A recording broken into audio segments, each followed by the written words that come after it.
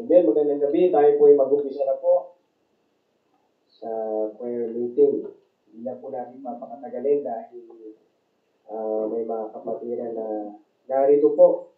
Kaya kung nasa online po kayo, mga malalapit na kapatiran, naway makasama po namin dito. Kasi may mga kapatiran na narito na nagbiyahe pa mula sa malayo pero hindi nila pinalimutan ang gawain ng Panginoon. Kaya i-encourage po namin kayo. Ayan po na kung nasa online po kayo, pumunta po kayo dito. Okay? Mas blessed pa rin po kapag tayo po ay sama-sama physically kaysa po yung nasa virtual lamang po. Okay? Tayo po ay mag-umpisa na po. Tanggapin po natin ang biyaya ng Panginoon sa gabi nito. Naniniwala po na yung blessing ng Panginoon sa gabi ito ay narito dahil kasama natin ang Panginoon sa gawain. Dahil sabi niya na dalawa o higit pa na nagtitipon sa aking pangalan ay naroon ako. Kaya mayroong blessing ang ating pagtitipon sa gabi nito. Amen? Okay, yung mga nasa online, maaaring napapakinggan nyo, pero mas blessed ang mga narito sa physical na magkakasama sa gawain ng Panginoon. Okay? Kaya tayo po muna ay umawit. Awit po muna tayo pero bago tayo umawit, tayo po muna ay lumapit sa Panginoon sa pananalangin. Let us pray. Let us pray, mga kapatid. Aming Diyos, dakilat, makapangyarihan, ang Diyos na siyang gumawa ng lahat ng mga bagay, ang Diyos na nagbigay ng pahintulot upang magkaroon ng bagyo at ng araw, Panginoon. Pinupuri ka namin, tinataas ka namin, dakilang Diyos, sa amin po mga buhay. Ikaw lamang ang dapat namin sambahin at purihin sa Espiritu at katotohanan. Panginoon, patawarin po ninyo kami sa mga pagkukulang namin, sa mga pagsalangsang, sa karumihan at sa mga kasalanan. Dalayan ko po, Panginoon, na bigyan niyo po kami ng maayos na puso sa gabi nito. At dalayan ko po ang pagpapala po ninyo sa mga kapatiran po na narito na nagtsaga, na pumunta kahit masama po ulan. Salamat din po, Panginoon, sa pahintulot nyo na kami po ay magkaroon ng pagtitipon ng pananalangin sa gabi nito. Naway pangunahin niyo po kami, banal na Espiritu, kayo po siyang kumilos. At sa mga kapatiran na nasa tahanan lamang, Panginoon, na siyang malalapit, Panginoon, naway makasama po namin sila at masigit na dapat sila nasa gawain sapagkat sila ang mas malapit sa bahay-sambahan.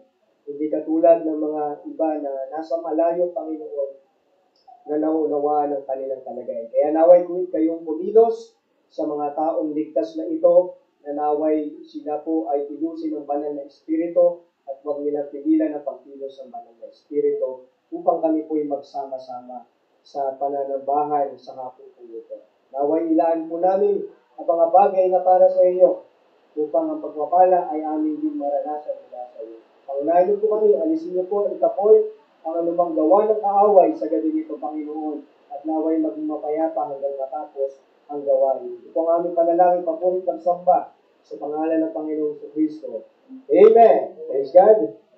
Amen. Tayo po muna ay mag-awitan. Brother Lex, awit tayo. Awit tayo.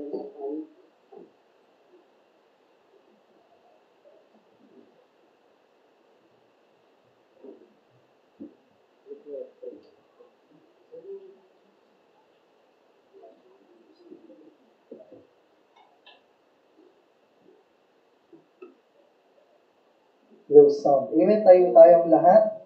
At buksan natin yung ating mga hymnal books sa page 41. Amen. Kantahin natin ang I Shall Not Be Moved. Amen. Maraming bahay ang ngayon, tinatangay ng bagyo.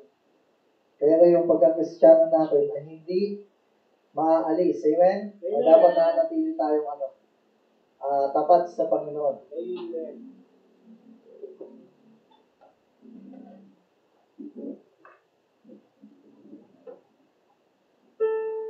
Ayan, sige, kantahin natin. I shall not be moved. Jesus is my Savior, I shall not be moved. Amen? Kantahin natin on the first stanza now. Sing. Jesus is my Savior, I shall not be moved. In His love and favor, I shall not be moved, just like the tree that's planted by the waters. Lord, I shall not be moved. I shall not be moved.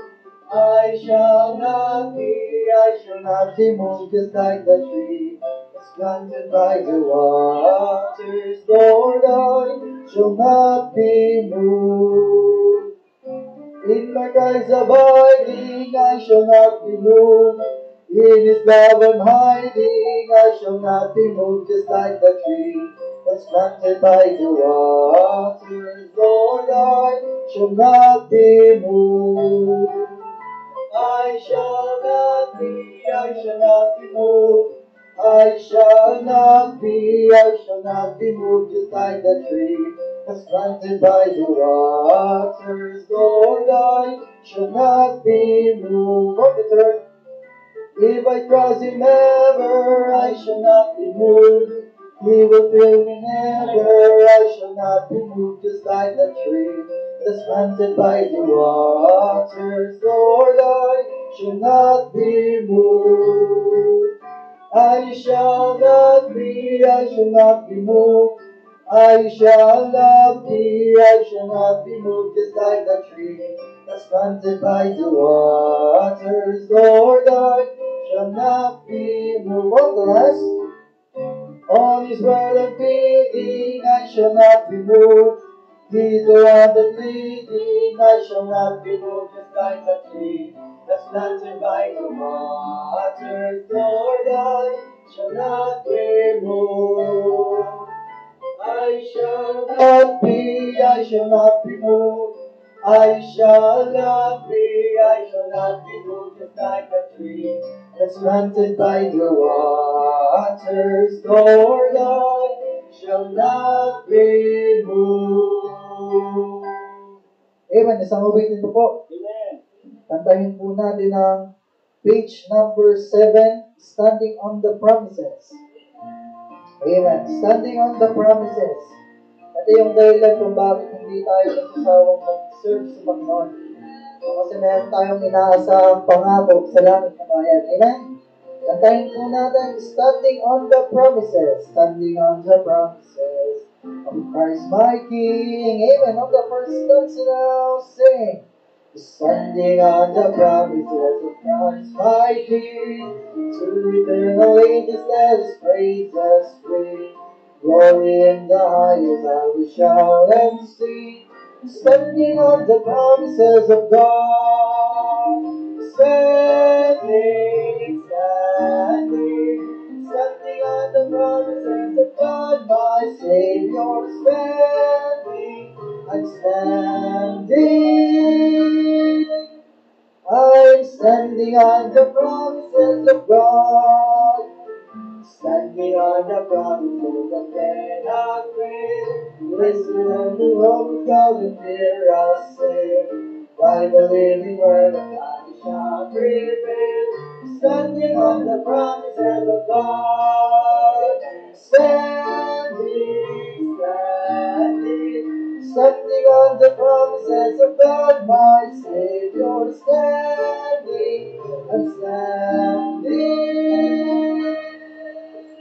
I'm standing on the promises of God on earth, standing on the promises of Christ the Lord, bound to Him eternally, the Lord's strong forth, overcoming death with the Spirit's sword, standing on the promises of God, standing, standing on the promises of God, my Savior, standing. I'm standing on the promises of God. On the last, standing on the promises that cannot fall. Listening every moment till the Spirit's flow. Resting in my sin without my all in all. Standing on the promises. On the last, go on the Sunday. Standing, standing on the promises of God, my Savior, standing, standing. standing on the promises of God. Amen. Napagpulat po tayong lahat. Amen. Muli po, magandang gabi po sa bawat isa at magandang gabi po. Amen. Blessing po na tayo po ay nagkakatungkol sa kabila po ng panahon na hindi maganda. Okay. So, last week, hindi po tayo hindi po natin naganap ang prayer meeting. Ito po dahil nanghihina po talaga ako dahil sa trangkaso.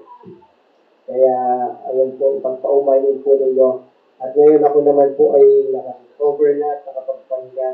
Kaya, ayun po, may pagpapatuloy natin. Pero kung may nag-handle ng gawain, tuloy ang gawain, kaya lang wala pa tayo sa ngayon na makapag-handle ng gawain ng Panginoon. Okay? So, gayon pa man, tayo ay magpatuloy. Ang bagyo ay nariyan. Okay? At mukhang hindi pa siya titigil. Pero tayo dapat yung pananampalataya natin ay huwag tumigil. Amen? Magpatuloy yung ating pananampalataya sa Panginoon. So, bago po tayo magkamayan, bahaginan muna tayo ng memory verse. Lahat po tayo. Okay? Para mas okay? Kasi I do believe na bawat isa sa atin ay nagbabasa ng Biblia.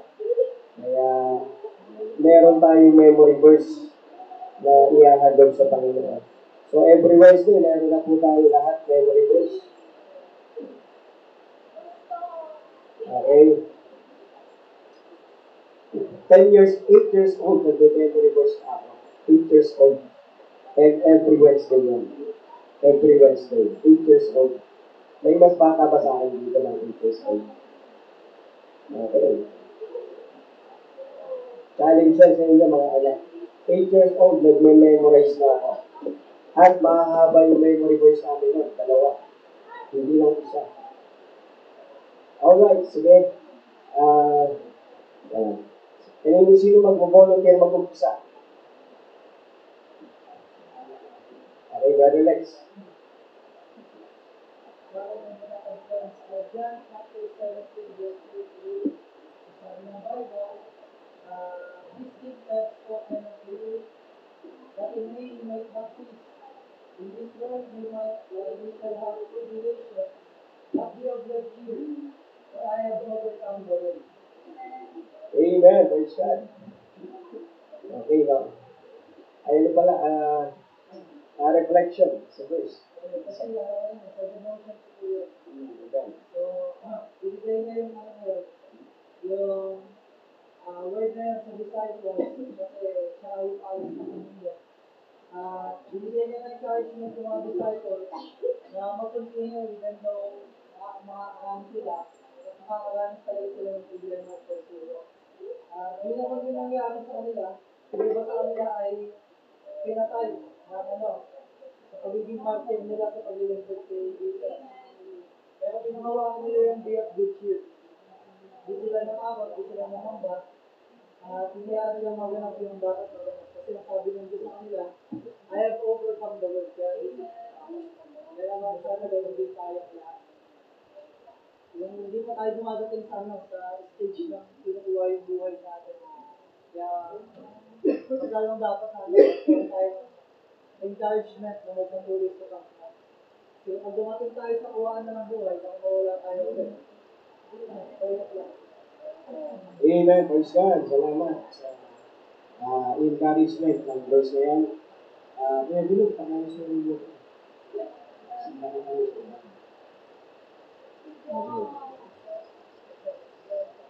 hold the verse, Felix. Hold the verse. Hold. Ano yung may papasa yung verse? Ay pasa na itong mic. Napalilig tayo kasi nakasawala. Tumawag ka ng kahit sino dyan kasi lahat na kayo nakapasa.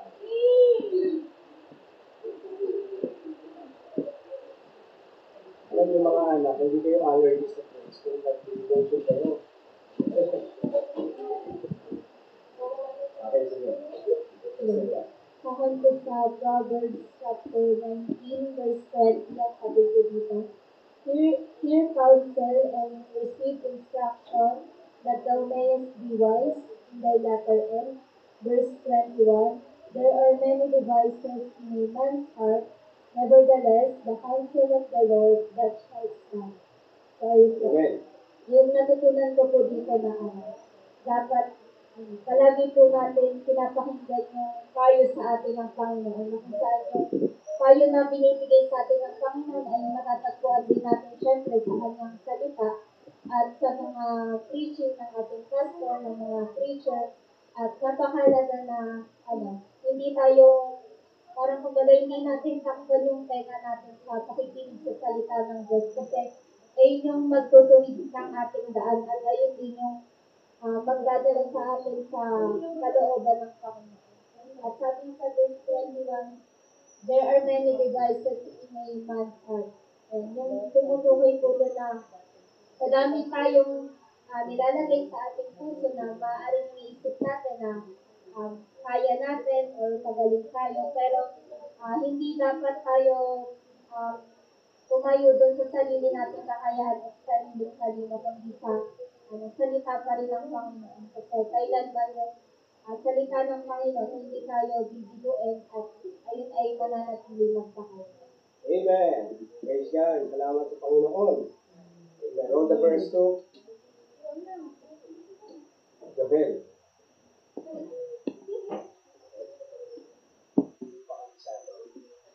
Hindi pa lang. Sige, basahin mo. Okay, susunod. Memorize natin na. Yung memory verse ko sa ito Hindi na memory verse yan. Reading verse yan. 41 verse 9. That 41 verse 9. Blessed is he that considers the poor, the Lord will deliver him in time of trouble. Teka, devotion mo ba yan? Ano na? Kapulot mo lang. Okay, sige. Sige nga, try to what's your reflection? Ngayon mo lang binasa. Pagpapalain po ng Panginoon yung mga tumutunod po sa mga nangangailangan, yung mga mahirap po. Tapos, kapag naman po ikaw naman po yung Panginoon naman po magbibigay po. Nasubukan mo na yan. Nasubukan mo na yan. Ha? Okay, so, ito mga anak, upo ka. Salamat. Pag mag-memory verse kayo, make sure na napag-aralan niyo yung memory verse niyo. Okay? So, saan yan kukunin? Kukunin yan doon sa devotion niyo. Sa binasa niyo. Katulad itong devotion ko, 1 Samuel chapter 2, verse 2. So, kinuha ko siya sa devotion ko yung memory verse. Okay? So, dahil mag-memory verse, huwag mo lang siyang pupulutin sa mismong araw ng Wednesday.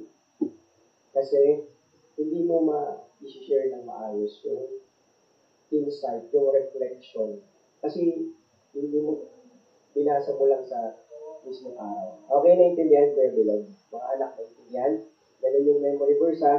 Okay, so, nag-devotion ka ba kanina? Nag-devotion ka ba kanina? What's your text na ginamit? John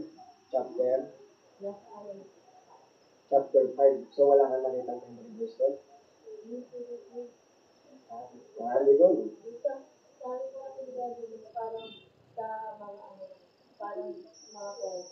Okay, di ba chapter 5? Nagpunta ka ng John chapter 5. Hanap ka din ng memory verse.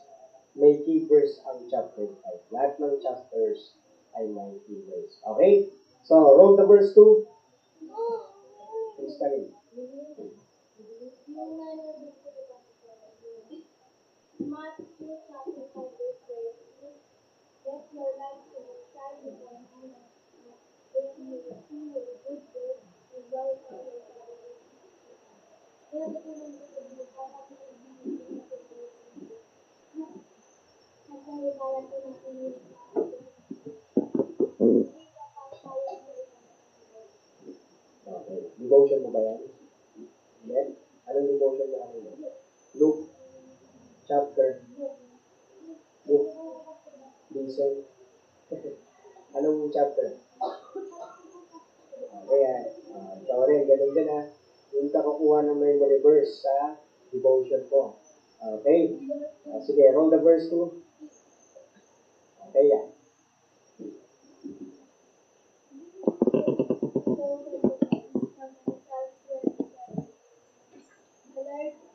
The Lord is my light and my salvation.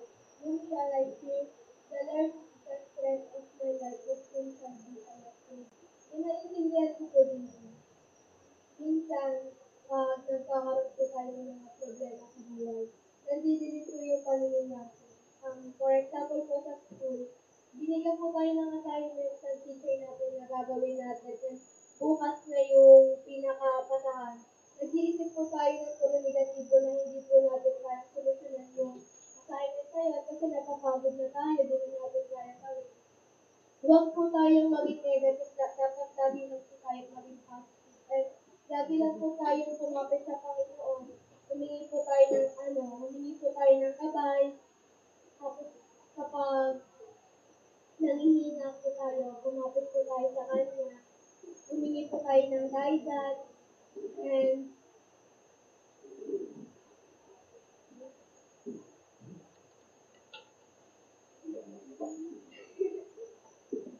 kapag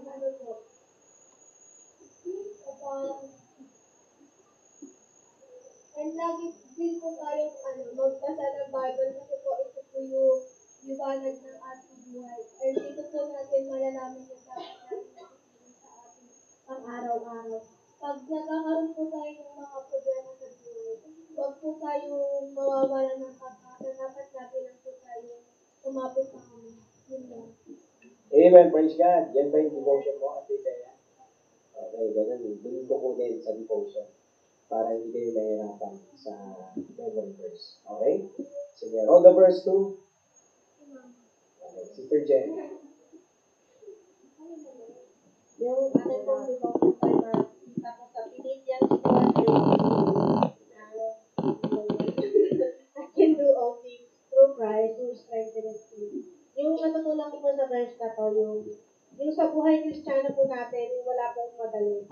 Minsan po puno tayo ng paghihirap, pero huwag po tayong magiging negative sa buhay natin. Kasi yung, sa lahat ng paghihirap natin, meron tayong reward, basta kumapit pa tayo sa Panginoon. At magtiwala lang po tayo sa Kanya. Amen, praise God. Sister Jen, roll the verse 2. Okay, Sister Lori. Memory verse ko po ay nasa Proverbs 28:13, pero ang aking devotion po ay sa biyaya po ng Panginoon nasa Isaiah chapter 16 ako. But then, medyo mahaba po kasi hindi ganong maano sa isip ko hindi ko siya ma-memorize. Pero itong Proverbs 28 verse 13 ay nakaraan ito yung aking devotion. Sabi sa salita ng Panginoon, he that covereth his sins shall not prosper, but whoso confesseth and forsaketh shall have mercy. So, nagpapasalamat ako sa Panginoon dahil ang salita niya ay akma palagi sa araw-araw sa ating buhay. Sa ating pagde-devotion, talagang may mga kasagutan ng Panginoon sa mga katanungan natin. At natutunan ko sa verse na ito na ang kasalanan talaga ay nakakahadlang siya sa pagpapala ng Panginoon. Minsan kasi iniisip natin, Panginoon, bakit, puro tayo tanong ng Panginoon, bakit ganito, bakit hindi ganito yung nangyari. Hindi natin na-realize na lahat ng pagkukulang ay nasa atin din naman. So, ako'y nagpapasalamat sa Panginoon dahil nire-remind ako ng Panginoon na maging humble, ano man yung pagpapala o palo na ibigay niya sa akin. And at the same time, natutuwa ako kasi simula nung nagkaroon ako ng commitment sa Panginoon na tatapusin ko talaga sa biyaya ng Diyos itong Bible. Natuwa ako kasi everyday nire-remind ako ng habag at biyaya ng Diyos na wala tayong magagawa, wala akong magagawa sa ganang aking sarili. Kaya, huwag nating pagmalakihan yung ibang tao, higit lalo yung Diyos. Kaya, nagpapasalamat ako sa Panginoon dahil hindi lang kinover yung sin natin, kundi inalis na talaga sa pamamagitan ng Panginoong Jesus nang siya'y nabayubay sa krus ng Kalbaryo. So, salamat sa buhay na walang hanggan at narito tayo nagpapatuloy sa Panginoon na naman yung ating pagdaanin sa buhay. Huwag natin kakalimutan ng kasalanan, ayaw ng Diyos yan. Kaya, kung may tinatago tayong maliit man o malaking kasalanan, dapat binibigay natin sa Panginoon kasi siya lang yung may kakayahan na magpatawad sa atin. Amen. Praise God. Wala tayong may tatago sa Panginoon. Kaya minsan ang buhay ng isang Kristiyano ay magulo kasi may tinatago tayo sa Panginoon. Do you remember yung nung na-reveal yung kasalanan ni Adam at ni Eve? Hinahanap sila ng Panginoon, yung naglalakad ng Panginoon sa harapin. Naghahanap siya. Nasaan kayo? Doon alam na ni God na yung ginawa nila. Pero tinanong pa rin nila. Tinanong pa rin ng Panginoon kung nasa na kayo. Kinain niyo ba yung pinagbabawal mo kainin sa inyo? Alam na ng Panginoon. Diba? Nasasaliksik niya yung isipan ng puso natin. Nakikita niya natin ang ginagawa. At even yung future, alam ng Panginoon. Pero yung Panginoon, bakit siya nagtanong ng time na yun? Dahil ba hindi siya omnipotent? Hindi niya alam ang lahat ng bagay? Well, ang Panginoon kasi gusto niya lang makita sa puso ng tao na kahit nagkamali ay inaamin niya, nagpapakumbaba. But that time, si Adam and si Eve, hindi sila nagpakumbaba sa Panginoon. Nanisi pa sila. Nagturo pa sila sa halip na aminin nila yung nagawa nilang kasalanan. Yan, kaya bumigat na pasa sa atin yung bigat ng ginawa nila. Namana natin yung kasalanan. Okay? Amen. Roll the verse 2. Tam. At isa. Matthew 11, verse 28. Come unto me, all ye that labor and are heavy laden, and I will give you rest. Yung natutunan ko po sa verse na to, na kapag tayo as Christians or as mga tao na napapagod tayo sa mundo or sa mga bagay na ginagawa natin, instead na mag-backslide tayo or tumalikod tayo sa Panginoon, sa Kanya tayo lumapit. Sa Kanya tayo maghinain ng mga lahat ng mga bagay na nakakapagpapagod sa atin. Kasi sa Kanya lang natin mahanap yung comfort na hinahanap natin and sa Kanya natin mahanap yung pagpapahinga. Kasi siya yung magbibigay sa atin ng comfort and pahinga na hinahanap talaga natin as Christians. Amen. Praise God. Salamat sa Panginoon. Roll the verse 2. Brother Aljo. Bakit ba nasa Philippians chapter 4 verse 7? And the peace of God which passeth all understanding shall keep your hearts and mind through Jesus Christ. So although yung mundo natin hindi sila aware sa peace na meron tayong mga Christians na kahit meron tayong problems, ay yung Panginoon pa rin yung magtuturo sa atin ng kapayapaan na yun. Di ba? Yung ibang tao hindi na talina yung mga Christian kahit sa kabila ng problema. Pero sa tulong ng Panginoon, patuloy pa rin yung kapayapaan na yun sa atin sa kabila ng mga problema na pinagdadaanan natin sa buhay. Amen. Praise God. And sino pa? Okay, si Mami Jo. Next na po ba yun? Okay, sige. Ako po, sa 1 Samuel chapter 2, verse 2, there is none holy as the Lord, for there is none beside thee, neither is any rock like our God. Okay? So, walang makakapantay sa kung ano ang meron ang Diyos. Kung ano yung kakayanan na meron ng Diyos. Kung gaano ka-powerful ang Diyos, walang makakapantay. Wala siyang katulad. Siya ay nag-iisa lamang. Okay? Kaya siya ay dapat natin papurihan at sambahin sa ating buhay. Wala nang iba. At deserve niya ang lahat ng mga bagay. Even our sacrifices deserve ng Panginoon. Kahit na nagkakasakit tayo sa paglilingkod sa Panginoon, deserve ng Panginoon yung mga bagay na yan. Dahil siya ang ating tagapagligtas. Siya yung bato. Diba? Wala nang ibang higit pa sa Kanya. Kahit may magsabi dyan, kahit may magbigay sa atin ng napakaraming pera, tinutulungan tayo sa lahat ng mga bagay na kailangan natin, wala pa rin makakapantay sa Diyos. At hindi natin pwedeng ilagay ang katayuan ng tao hindi natin pwedeng ilagay yung katayuan ng Diyos sa tao. Nag-iisa lang ang Diyos. Amen? Praise God. And next week, ganun po ulit ang roll the verse natin. Kaya sana po may mga memory verse tayo. Amen?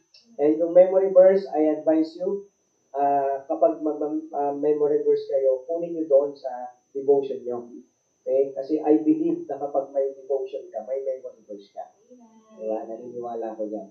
Okay? Kaya doon nyo po kukunin, mga kapatid, para na may memorize natin. Kasi alam nyo po, practice po ito ng mga Old Baptist nagme-memorize ng verse. Noon nga, 5 chapters pa yan. Okay? Yung mga practice natin noon. Ngayon nawawala. Ngayon, ibabalik natin kasi ang mga mananampalataya, nagiging complacent na lang.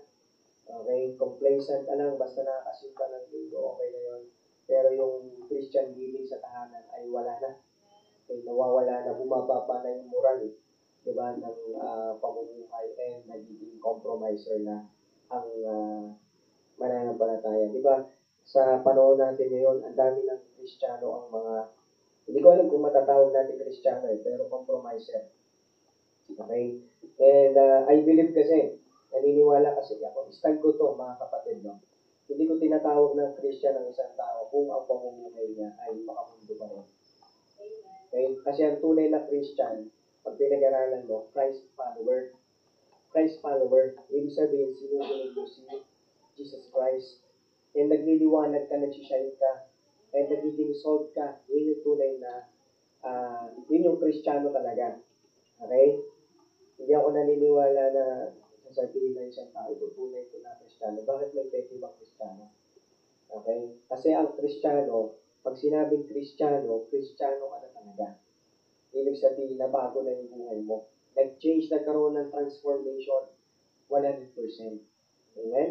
Yun yung tunay, yun yung totoong Kristiyano. Okay? So, sa susunod po, I challenge you once again sa ating prayer meeting na huwag makimaayos sa po panahon at mag-ready po tayo ng devotion at yung ating pong mga memory verse. Let's all stand please, mga kapatid, at tayo po'y magkamayan. Awitin po natin ang God's wonderful people. God's wonderful people na tayo po'y magkamayan.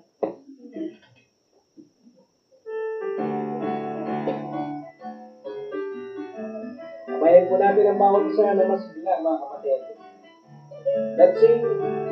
I love the thrill that I feel when I get together with God's wonderful people. I love the thrill that I feel when I get together with God's wonderful people. What a sight just to see all the happy faces, praising God in heavenly places. What a thrill that I feel when I get together with God's wonderful people. Magkamayan po tayo. Ang puso ko'y masayang pagkasama. Amen. Kamayan po natin lahat. Ulitin tayo. Puso ko'y masayang pagkasama ko kayo. Yung magsigalang magkamay, yung buhay, yung ligtas. Amen. Pag Diyos ang pinupuri natin, puso ko'y masaya. Laging sa Diyos ay umibig. Amen. Praise God. Sige po tayo magbabay po na, mga kapatid. Maraming salamat po. Tayo po'y magkakasama po sa gabi nito. Okay? I believe to, sabi ko kanina, no, na yung blessing po ng Panginoon, mga kapatid. Yung blessing po ng Panginoon kapag may gawain, wala yan sa online. Okay, wala yan sa online. Though may online tayo, pero hindi ka mapagpapala dyan. Kasi yung Panginoon, nandito yung kasama natin. Amen, nandito siya. Diba? Last time I discussed these things, diba, sa every gawain, every fellowship, every assembly, may gawain. Nandun ang Panginoon. Amen? Diyan ba kayo? Andun ang Panginoon. So ngayon, kapag wala ka doon, yung blessing, namimiss mo. Namimiss ng isang mananampalataya kapag wala ka sa gawain ng Panginoon. So gusto mo ba na lagi mong kasama ang Panginoon? Diba? Though God is omnipresent, He is everywhere. Pero yung presensya ng Panginoon naroon kapag dalawa o higit na nagtitipon sa pangalan. Halimbawa, sa tahanan nyo, dalawa kayo, may devotion kayo. Kasama niyo yung Panginoon. Amen? Kasama niyo yung Panginoon.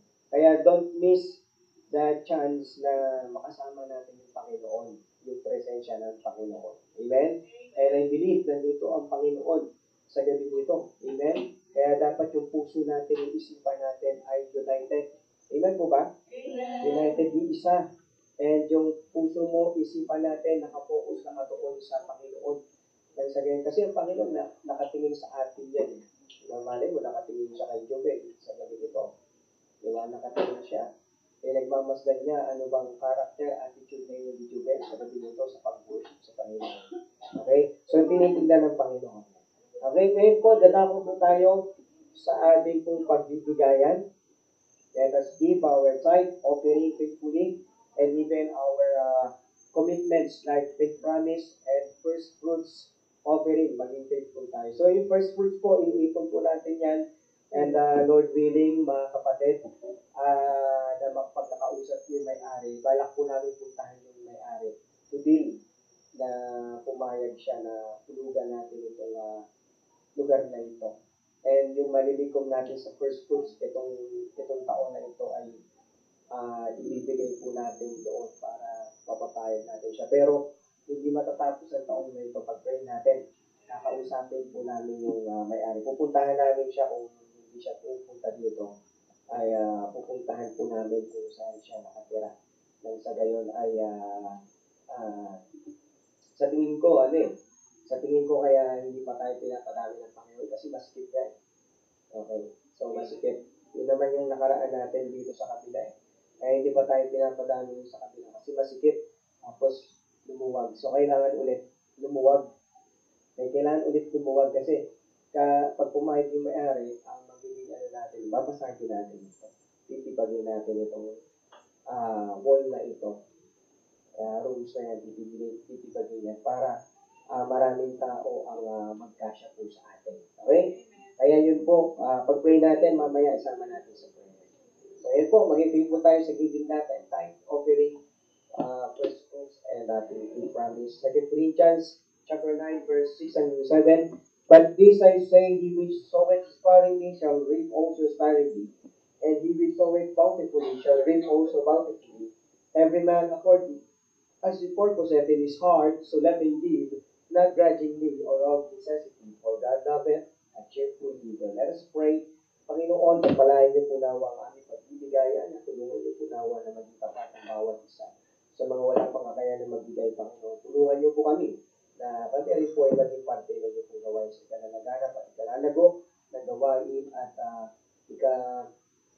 nanaganap ng Ebanghelyo sa lugar na ito ng sabihin. Maraming tao ang mas makapakinig pa ng iyong salita at maligtas ang kanilang kaluluwa sa pamamagitan po ng gospel na ibinigay niyo po sa ating Panginoon. Naway pagpalain niyo po ito, pagpalain niyo po ang mga puso masaya magbibigay, Panginoon, sa gabi po ito. Ito po aming dalangin sa pangalan ng Panginoon sa Kristo.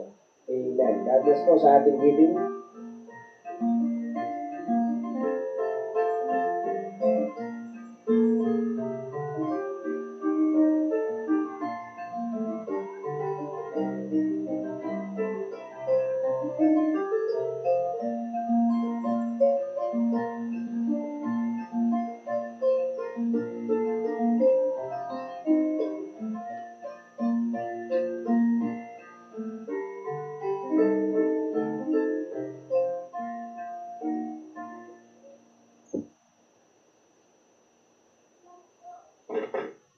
Amen. Tayo po ay magpatuloy na po sa gabi ito. Ready ba tayo? Amen? Amen. So, ang mga estudyante ba ay walang pasok? Wala kayong pasok, no? Sabi, ang sarap ng ating pagpapahinga. Kaya masarap, masarap sa gawain ng Panginoon kapag napakarami nating pagpapahinga sa tahanan, di ba? Ang Panginoon na nagbigay sa atin ito. Kaya i-treasure natin mga minamahal na kapatid. Okay? So, nandiyan po ba yung mga Bibles? Bible, okay? Let's open the book of Matthew chapter 15. And tayo po natin tumayo. Matthew chapter 15. Basahin po natin ang 18 hanggang 20. 18 hanggang 20.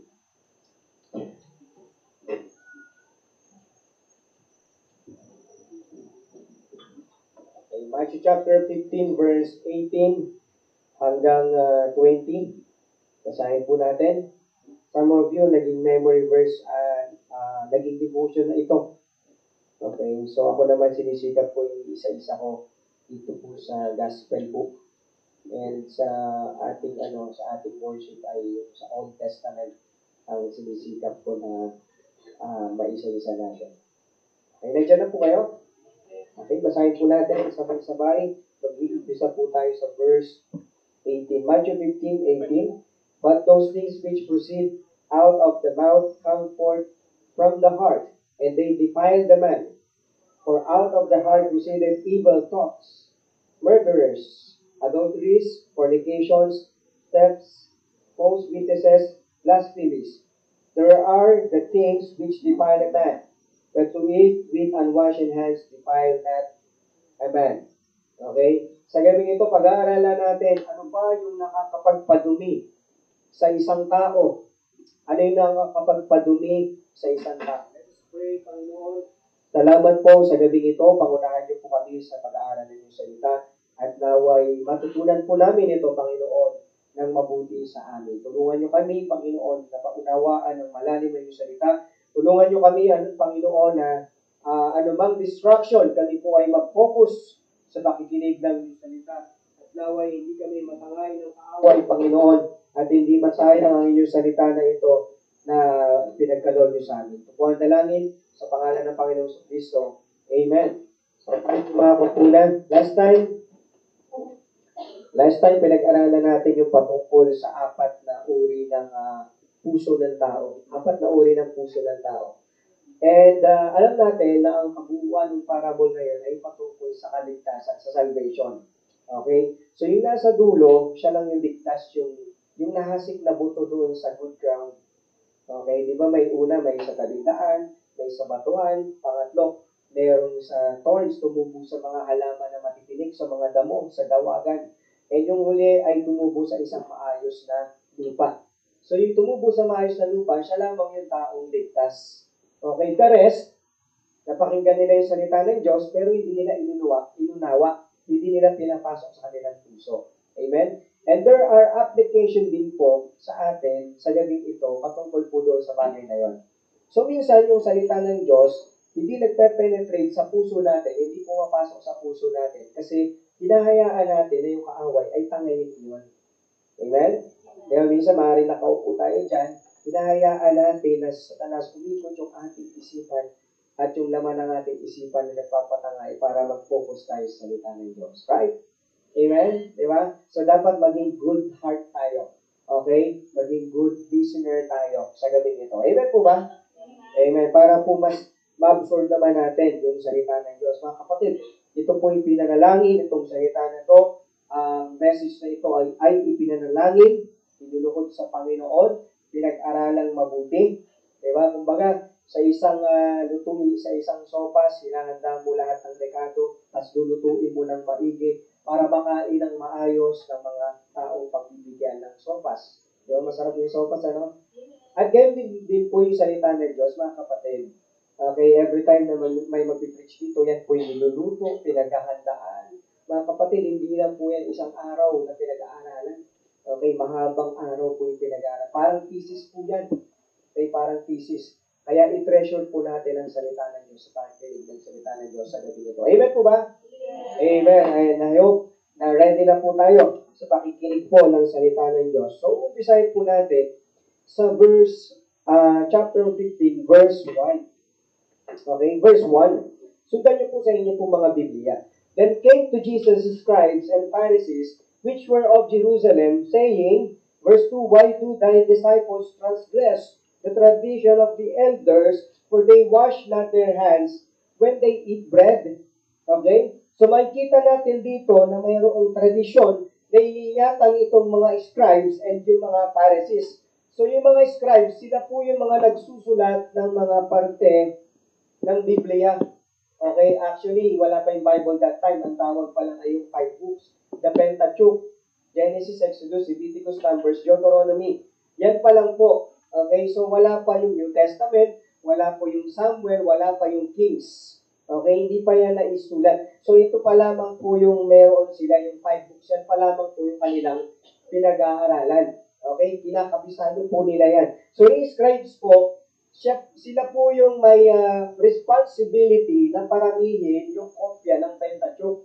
Okay, ang ginagawa po nila, so noong time na yun, walang Xerox, wala pang Xerox machine, walang photocopy. Kaya ang ginagawa nila, yung 5 books ay isinusulat nila ng matyaga. Okay? Isinusulat nila at ipapasa nila yan sa mga tao. Okay? Ganun po nung kahirap nung panahon. Kaya iniingatan po nila that time yung salita ng Diyos. And then the Pharisees, sila naman yung mga tagapagturo nung nilalaman nung Pentateuch. Okay? Sila yung tagapagturo, mga minamahal na kapatid. Okay? So, ibig sabihin, well knowledgeable itong Pharisees and the scribes patungkol sa salita ng Diyos. At may binabanggit sila sa Panginoon na kung saan itong mga disipulo, sila ay kumain pero hindi sila nagugas ng kamay. Okay? Yun yung tradition, yun yung issue ng mga scribes and ng mga Pharisees kay Jesus Christ. Kumain itong mga disipulo pero hindi sila nagugas ng kamay. Diba? Alam niyo po yung mga Hudyo, mga malilinis po yan. Okay? Bago kumain, naghuhugas po sila ng kamay. Diyan po natin nakuha yan sa mga Hudyo na naghuhugas sila ng kamay bago po sila kumain. And then, binantayan po nila itong mga alagad ni Jesus Christ and they found out na hindi naghugas ng kamay itong mga disipulo ni Jesus Christ.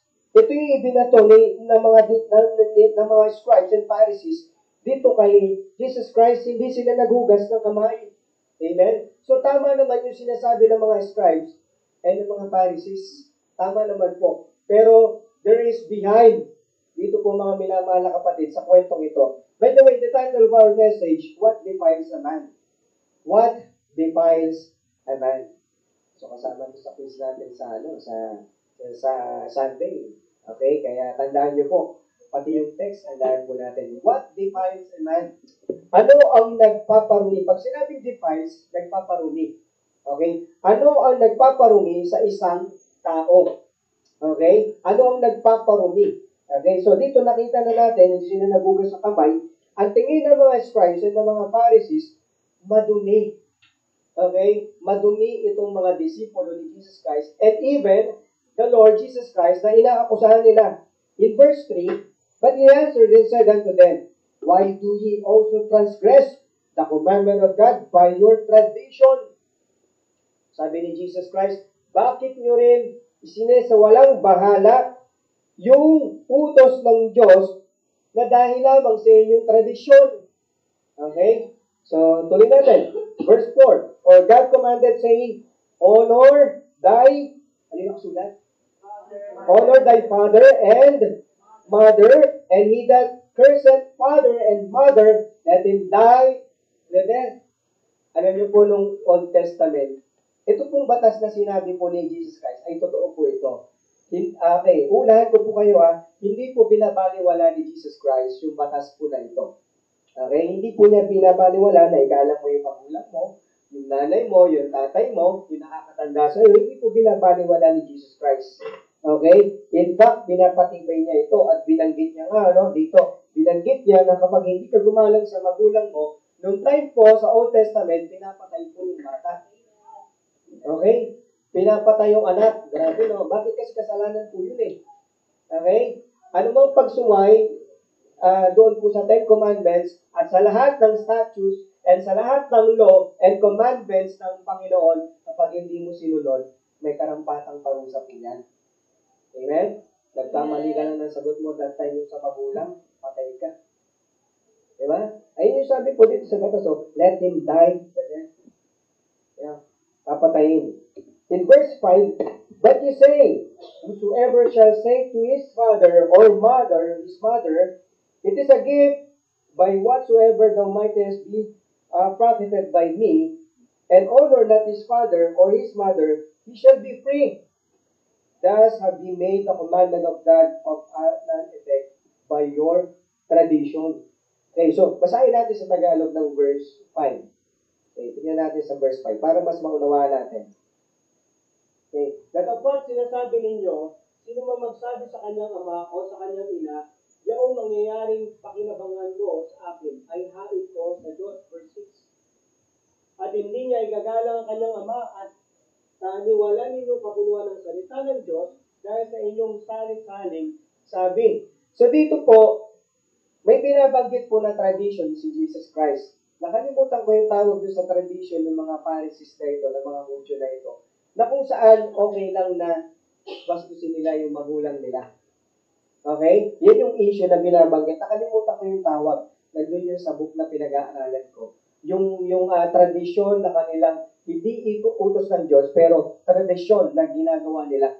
Okay? Tradisyon. So doon po sila binato ng Panginoong Kristo sa tradisyon na iyon na winawala nila ng bisa yung paggalang sa magulang. Hello, nandiyan pa kayo?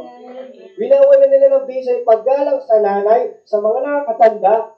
Okay? Winawala nila ng bisa at nagiging bastos na sila sa mga nakakatanda. Amen? Yan ang binubuksan dito ng Panginoong Kristo. Kung tatanungin niyo, anong mas madumi? Yung wala kang galang sa magulang mo o yung hindi ka nabugas ng kamay? Diba? Mas mabigat yun.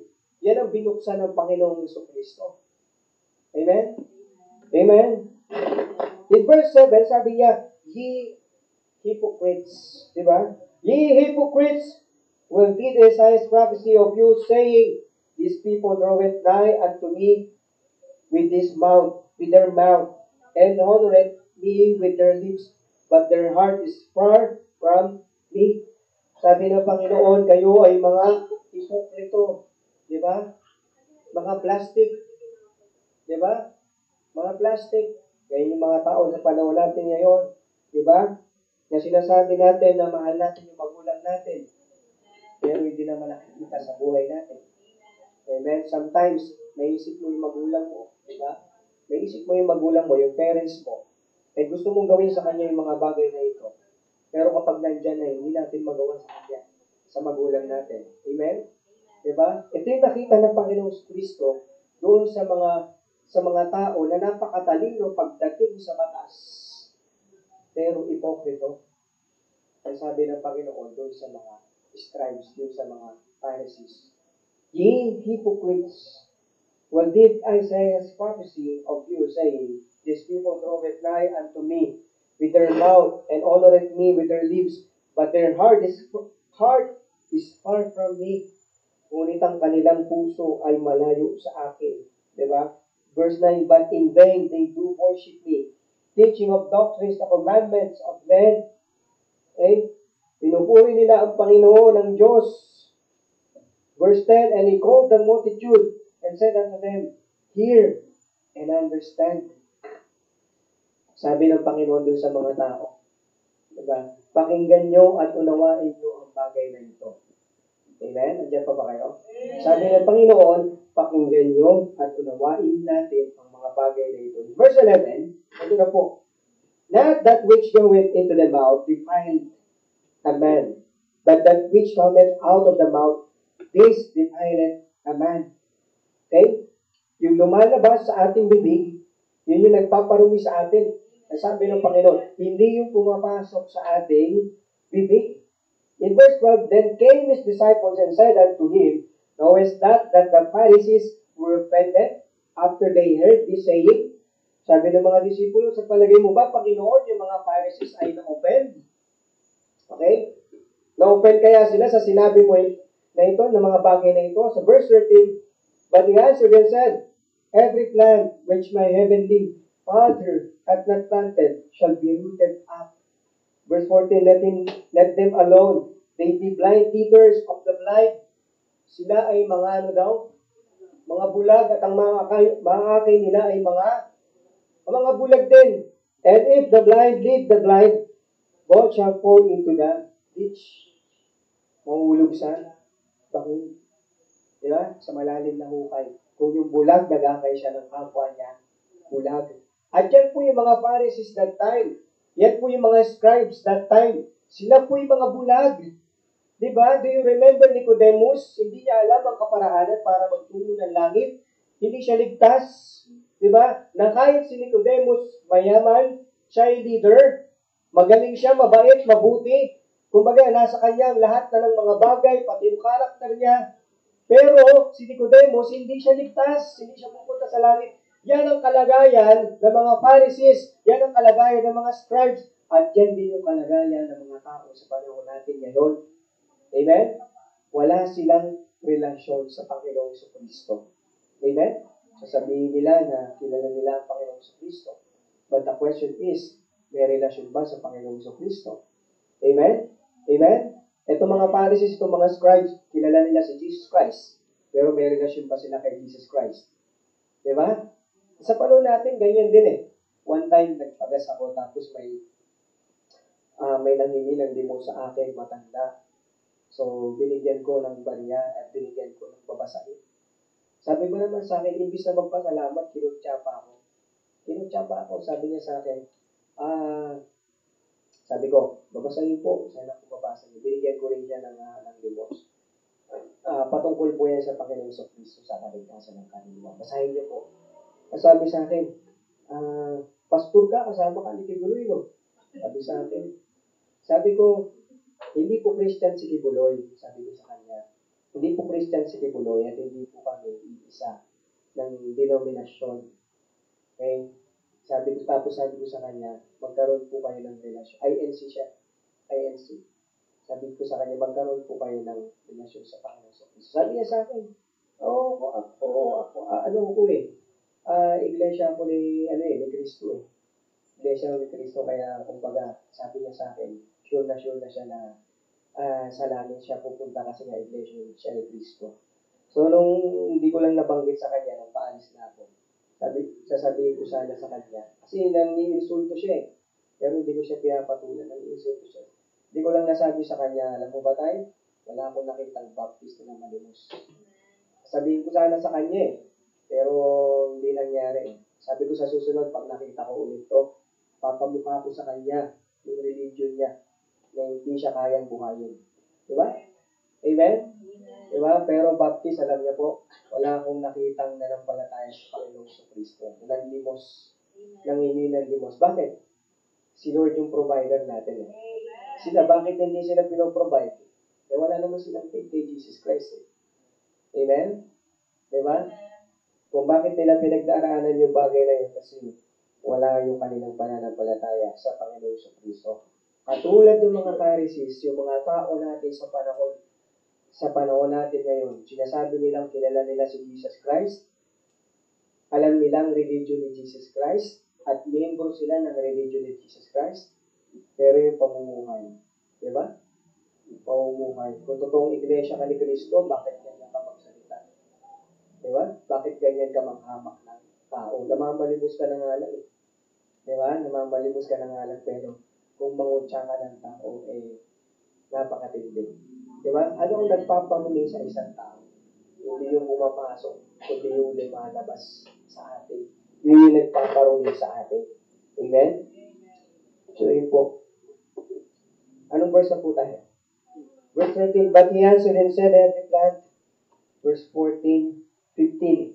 Then answered Peter and said unto him, declare unto us this parable. Ito naman si Peter ang gulo, no? Sabi niya, sabi niyo sa aming Panginoon, yung parable na yan. Di ba? Okay? And sabi ni Jesus Christ, siguro nakulitan si Jesus Christ. And Jesus said, are you also yet without understanding? Wala ka bang pangunawa? Kung ba gusto sabihin ng Panginoon sa Kristo, hindi mo ligtas ka? Bakit hindi mo naunawaan yung mga bagay na ito? Hello? Amen? Di ba? At yan din yung inaano sa atin ng Panginoon sa Kristo eh. There are messages na ibinibigay sa atin ng Panginoon, pero hanggang ngayon hindi natin maintindihan. Di ba? Dalawa lang yan eh. Hindi mo ba talaga naintindihan? O ayaw mo lang intindihan?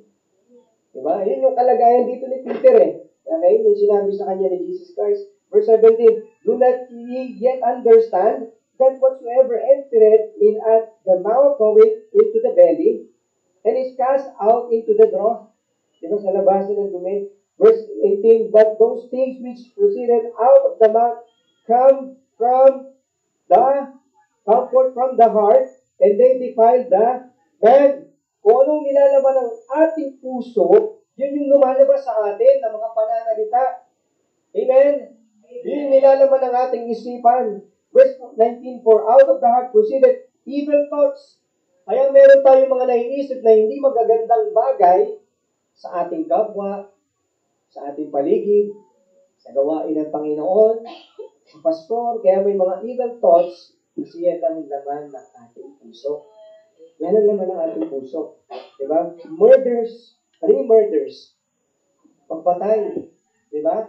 Kung bakit may mga tao na gano'n na lang pumatay, kasi laman na ng puso nila yun. Amen? Laman na ng kanilang puso yun. And sometimes, diba, tayo sa isipan, para tayo pumapatay. Diba? Nakita natin yung taong kinaiinisan natin. Diba? Hindi siya sasabihin natin, pumatay ka na. Diba? Matisod ka sana. Diba? Amen? Diba? Sa isipan natin. At alam niyo, sabi ng Panginoon sa Kristo, sa isipan pa lang natin, nagkakasala na tayo. Nagkakasala na tayo. So kung bakit yun yung nilalaman ng ating isipan, kasi yun yung laman ng ating puso. Ibig sabihin, sinasabi dito ni Jesus Christ, na ikaw yan. Okay? Yan ang karakter mo bilang tao, na ikaw ay mamamatay tao. Okay? Kasi yan ang laman ng iyong puso. Amen? So dito, pinag-ingat tayo ng Panginoong Kristo ng salita ng Diyos na ito, na kung saan yung nilalaman ng ating puso dapat malinis. Amen po ba? Dapat malinis.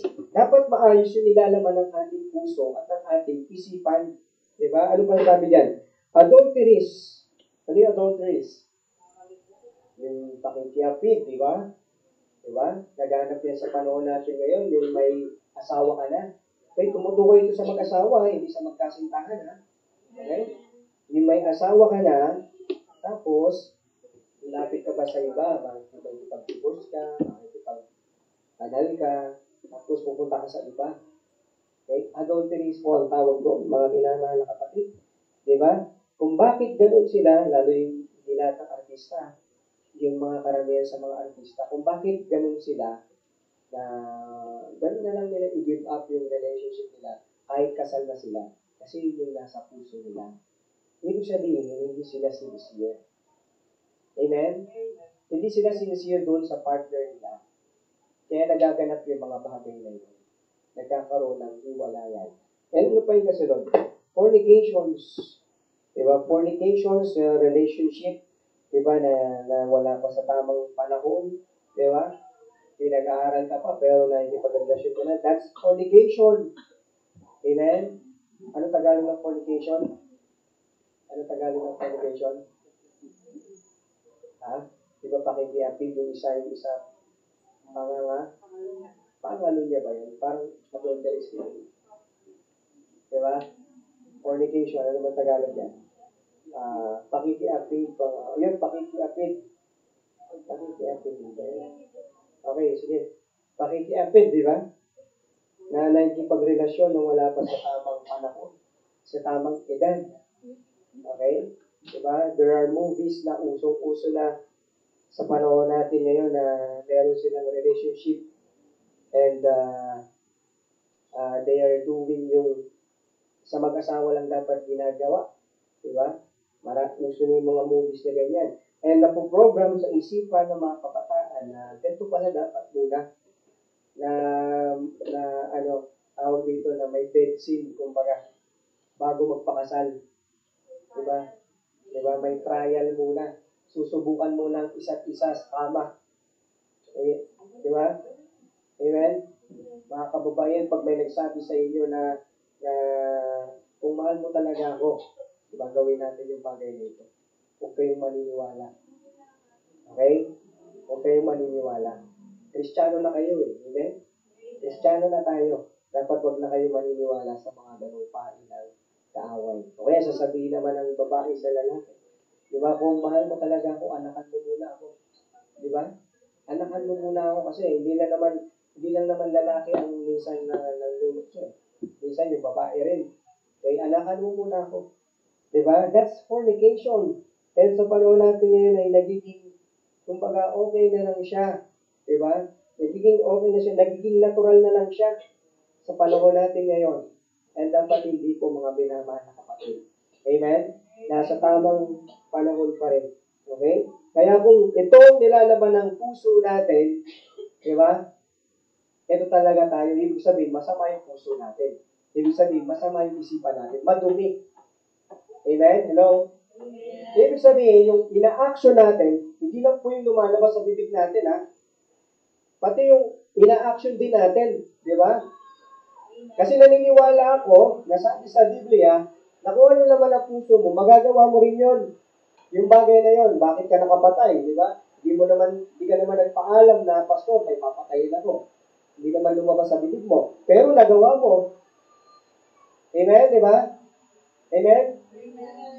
Bawal ka mag-boyfriend-girlfriend, nakasulat sa Biblia. Pero ginawa mo, nililihim mo.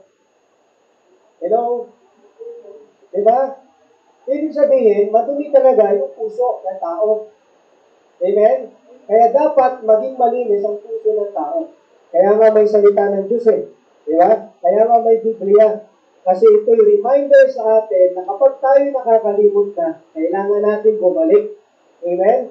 Kailangan natin bumalik. Kailangan natin itama yung ating mga pagkakamali para hindi tayo mahulog sa kasalanan. Kaya yan yung blessing na kung bakit kailangan natin dapat gumagalo ng mga gawain ng Panginoon para tayo ay napapaalalahanan sa kanyang salita at hindi tayo napapahabak. Amen? And I believe, mga minamahal na kapatid, ito po pinag-aaralan natin sa gabi nito ay mensahe ng Panginoon para sa atin, para paalalahanan tayo. Amen? Bawat isa. Hindi ka man nag-adultery, baka mamaya may evil thoughts tayo. Diba? Hindi ka man may evil thoughts, baka mamaya, fornication, nandun ka na. Nagkipagrelasyon ka na. Hello? Diba? Tama? Diba? Ibig sabihin, paalala ito sa atin, kaya may mga ganitong bagay. Ano pa? Text. Ano yung text? Pag nanakaw, pangungupit. Diba? Porkit piso lang kinuha mo sa bulsa ni nanay, hindi na yung pangungupit. Pag nanakaw yan. Amen? Tumingin ka sa katabi mo, kinopin mo yung sagot, pag nanakaw yun. Diba? Amen? Pag nanakaw yun, kinuha mo yung bolte ng katabi mo kasi wala ka ng bolte, wala ka magamit. Hindi ka nagpaalam. That's pag nanakaw. Amen? Hello? Andiyan pa ba kayo? Amen? Yung mga maliliit na bagay, akala natin wala lang. Pero, sabi dito, kapag yung ilalaman ng puso natin, yun talaga tayo, madumi tayo. Okay? False witness. Alam niyo yung false witness? Yung nagkukwento ko ng bagay na hindi naman totoo. Okay? Diba? Bagay na hindi totoo. Ngayon, yung tao na pinikwento mo, napapahabak tuloy siya. Kasi akala ng mga tao, yun talaga siya. Dahil sa sinabi mo, pinento mo patungkol dun sa tao na yun. And that is false witness. Diba? Ayaw ng Panginoon na magkukwento tayo ng mga bagay na hindi naman totoo. Amen? Kasi tayo minsan pagtao. Minsan ano tayo eh. Alam niyo, karakter ng tao, ugali ng tao na tuwang-tuwa yung tao kapag nalalabas na is yung bango ng ibang tao. Diba? Karakter ng tao yan eh. Diba? Amen? Lalo kapag may tinatago kang kasalanan, pagkukwento ka ng katulad ng kasalanan mo. Diba? Ikukwento mo yan. Ikukwento mo si ganito na kaparehas mo ng kasalanan para siya yung lumitaw na mali at ikaw yung lumitaw na tama. Diba? That's false witness, mga minamahal na kapatid. Amen? Diba? Ayan nangyari tuloy sa tahanan. Nagkakasira sa magkakaibigan, nawawasak. Diba? Sa church, ano nangyayari? Nawawasak ang church dahil sa mga maling sabi-sabi na ito na hindi naman totoo. Amen? Amen? Doon pa ba tayo? False witness, blasphemies.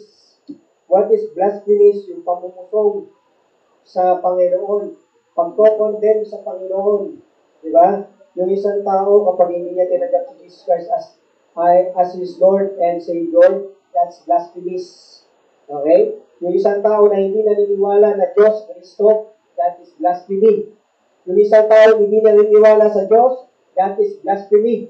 Yung isang tao nilalait ang Panginoon, nilalait ang Diyos, naalala nyo yung sa tawag dito, Olympics 2024, Blasphemy yung ginawa nila ngayon na may bakla na nag-portray kay Jesus Christ sa mga disciples, may bata pa. That is blasphemies. Amen? Eh sa school nyo, minsan, alam nyo, high school, elementary sa school nyo, minsan may gagawa na kung saan mag-a-action, mag-joke siya. I-joke niya katulad ni Jesus Christ, tapos biglang nakakatawa. Tapos ikaw naman, Kristiyano ka, alam mo na yung tama sa mali, tinawanan mo naman. Amen? That's blasphemies. Hindi natin napapansin sa school, may mga ganyang bagay. Okay, alam ko yan kasi may classmate akong ganyan eh. Nag-joke siya patungkol kay Jesus Christ, tapos bakla siya. Okay? Blasphemy, nilalait yung Panginoong Kristo. Nilalait yung krus.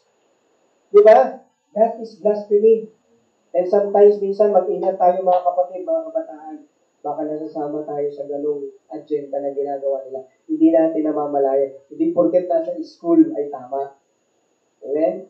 Hindi porket ginagawa ng marami ay tama. We need to stand kung ano yung tama at kung ano yung mali. Amen? In verse 20, there are the things which defile a man, but to eat with unwashed hands defileth not a man. Hindi makakapagparumi sa tao yung hindi niya pag-uugas ng kamay kapag siya'y kumain, bagkus yung mga bagay na lumalabas sa kanyang bibig. Kasi ito ay galing sa kanyang puso. Kaya pag nakakita ka ng tao, ng isang Kristiyano, bakit ganun lumalabas sa bibig niya? Bakit ganun yung karakter niya? Yun yung laman ng puso niya. Okay? Ibig sabihin, madumi. Amen? Ibig sabihin, madumi. Kaya sa gabi ito, meron ba tayong, I challenge you mga kapatid, meron ba tayong maduming puso sa gabi ito? Okay, nabanggit kanina yung mga example. Meron ba tayo na alinman doon sa mga nabanggit? O meron tayong puso na madumi? Let us confess this into our Lord and Savior Jesus Christ. I-confess natin sa Panginoon. Aminin natin sa Panginoon. I remember kanina yung memory verse ni Ma'am Lori na yung iniquities ay nakapagpaparugod. Tama ba ako? Sorry. Kaya kung bakit hindi tayo pinaprosper ng Panginoon kasi may marumi tayong puso. Okay? So may marumi tayong puso. So this night, kailangan i-confess natin sa Panginoon na sa gayon yung blessing ng Panginoon sa atin ay dumaloy. Amen po ba? Ang isang puso na kung saan ay maraming taba ang kanyang mga veins, hindi makakadaloy ng maayos yung mga dugo. Tama? And kapag nabarahan yon, mamamatay yung may-ari ng puso kapag hindi natanggal yung bara. Amen? Sa atin, that is sin. Kung bakit hindi yung blessing ng Panginoon ay nag-flow sa ating buhay kasi marumi yung puso natin. May dumi. Amen? May dumi yung ating puso. Kaya kailangan ilinisin natin yung ating puso o magitan ng paglapit natin sa Panginoon, sa Kristo, sa gabi ito. Let us pray, mga minamahal kapatid. Let us pray. Sa kinaupuan natin, kausapin natin ang Panginoon sa Kristo. I know that the message is very clear at ang message na ito ay pinarating ng Panginoon sa bawat isa. Hindi ito para sa katabi mo. Hindi ito para sa kay brother, kay sister. Ibig sabihin ko po, para ito sa bawat isa. Ibig sabihin, may kailangan tayong ayusin sa ating mga puso. May kailangan tayong linisin sapagkat may madumi. And you are blessed, kapatid, kasi narito ka sa gabi nito at napakinggan mo ang mensahe ito. And the Word of God challenge us na ayusin natin yung laman ng ating puso sapagkat ito'y nagpapadumi sa ating pagkatao. Panginoon namin Diyos, makapangyarihan, isinusuko po namin sa iyo sa gabi ito ang karumihan ng aming puso. Panginoon, pakalinisin niyo po nawa ito. Ito po ay manifested sa aming kinikilos, sa aming pong ginagawa, sa aming pananalita. Ito po ay manifested kung ano po ang laman ng aming puso. At napakagandang pagbasdahan, Panginoon, na ang laman ng aming puso na yung nakikita sa amin ay yung mga magagandang bagay na kung saan nakikita ka nila. Panginoon, sa aking buhay. Ibig sabihin, meron kaming magandang puso at mabuting puso at malinis na puso. Kaya Panginoon, sinusuko namin sa iyo ano bang karugihan ng aming puso, ng aming isipan sa gabi nito. Nawag-nawa itong manatili sa aming mga buhay sapagkat ito po ay hindi maganda bilang isang tagasunod mo, bilang isang Kristiyano. Tulungan niyo, Panginoon, na kami po ay maging maayos sa gabi nito, sa hapong ito. Tulungan niyo po na magkaroon kami ng kaayusan sa aming mga puso at isipan sa gabi nito. At naway mag-manifest sa amin, Panginoon, yung mga bagay na mabubuti, yung mga bagay na magaganda, yung mga bagay na kalooban mo. Na kung saan pupunta kami sa paaralan, sana yung magagandang bagay na kita sa amin, yung mabubuti, yung tamang bagay. Pupunta kami ng trabaho, sana magagandang bagay na kita sa amin. Sana nagmamanifest, naway nagmamanifest ka sa buhay namin. At naway kahit nasaan kaming lugar, na ipabuhay namin ang pagiging isang mabuting tao, isang mabuting Kristiyano, katulad ng Panginoong Kristo, na kung saan ay umiwas sa pagkakasala, na kung saan ay lumakad sa kalooban mo, aming Ama, na kung saan ay namuhay ng maayos, na kung saan ay ipinakita na may Kristo, na may Diyos sa kanyang buhay. At naway maging ganun din kami, na lumakad kami, na nakikita nila na meron kami sa aming paglakad na may Kristo sa aming buhay. Maraming salamat po sa napakapangyarihan at napakaganda mong mensahe sa inyong salita sa gabi nito. Ito po ang aming panalangin, ang lahat ng papurit pagsambay, binabalik namin sa iyo. Sa pangalan ng aming Panginoon Kristo, Diyos, tagapagligtas. Amen, amen. Purihin po ang Panginoon. What defines a man? Amen? Anong nakakapagparumi sa tao yung lumalabas, hindi yung pumapasok. Amen? Pero siyempre, pag marumi yung kamay, mahugas tayo ng kamay. Diba? Amen? Dahil hindi niya winawala yung utos, pinapatibay niya. Pinakita niya lang doon sa mga Pharisees na, oo nga, nagugas niya kayo ng kamay. Malinis niya kayo. Lagi kayo naliligo. Pero yung puso niyo naman nagulo. Amen? Amen? It is not worthy to our Lord. Hindi pa rin worthy. Diba? Amen? Binabanggit ni Jesus Christ, ginagawa ng mga Pharisees yun. Diba? Nakikiapit sila, nangangalo niya sila, nagdanakaw sila. Paano sila nagdanakaw? Diba? Yung example niyan, yung ibig nila, hindi nila binibigyan ng buo. Diba ni-reveal ni God dyan sa Malakay? Sa Malakay chapter 3, verse 8, 9, 10. Ano pa ba yung nabanggit mo? Evil thoughts, yung maruming kaisipan nila. Lahat ng binanggit ni Jesus Christ, ginagawa yun ng mga Pharisees at ng mga scribes. Ni-reveal sila ng Panginoon. Ginagawa nilang kalokohan. Okay? At kung merong scribes and Pharisees hanggang ngayon, ganun pa rin sila. Ganun pa rin sila. Pag nakita nyo sa Israel, ganun pa rin yung ginagawa nila. May asawa sila, diba, nagtuturo sila na huwag makikiapit, pero sila nakikiapit. Okay? Nagtuturo sila huwag mangangalunya, pero sila nangangalunya. Nagtuturo sila huwag magnanakaw, pero sila hindi nagbibigay. Nagnanakaw sila. Okay? Kaya yung mga tinuturo nila at nakita yan ng Panginoon. And ang Panginoon, nakikita rin yung ginagawa natin. Hindi tayo scribes, hindi tayo Pharisees, hindi tayo Sadducees, pero nakikita ng Panginoon yung ating ginagawa. Amen? And yung message ng Panginoon ay hindi lang para doon sa panahon ni Jesus Christ. Sa ngayon, yan din yung message ng Panginoon. Diba? Pinapaalalahanan tayo. And in the future na darating, yan din ang message ng Panginoon, Yesu Kristo. Amen? Ibig sabihin, kailangan natin may matutunan at unawain at isagawa yung ating napag-aralan. So, ngayon po, tayo po ay mananalangin. Paikot po muna tayo mga kapatid. General na prayer po natin. Sige po. Paikot po tayo. Dito po tayo. Sama-sama tayo. And a lot of things na kailangan natin ipag-praise sa Panginoon.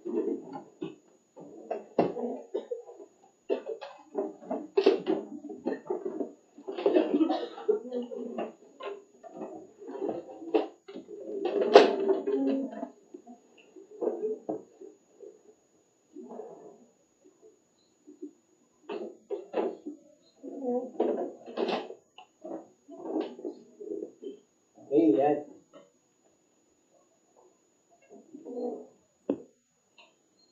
Right. Ayan, pag-pray natin. Ito po yung pangkalahating prayer natin. Ako na lang po mag-pray. And habang nag-pray po ako, mag-pray din po kayo. Pag-pray nyo rin po yung mga bagay na napapanggit ko.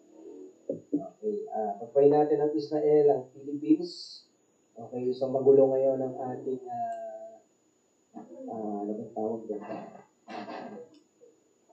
Congress and Senate dahil sa mga traitor sa bayan. Diba, mga traitor sa bayan, lalabasan. Mga ano pa naman, mga mayor, mga congressman, napakarami, mga police, generals, dahil sa pera, corruption, dahil sa pera. Okay, tinatraitor nila ang bansang Pilipinas.